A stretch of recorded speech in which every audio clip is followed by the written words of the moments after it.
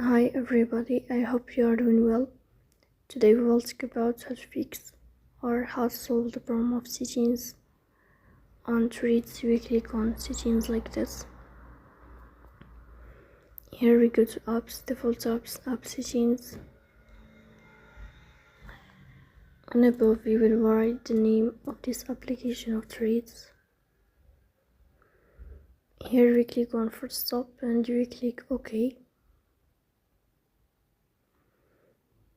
Then we'll enter to storage.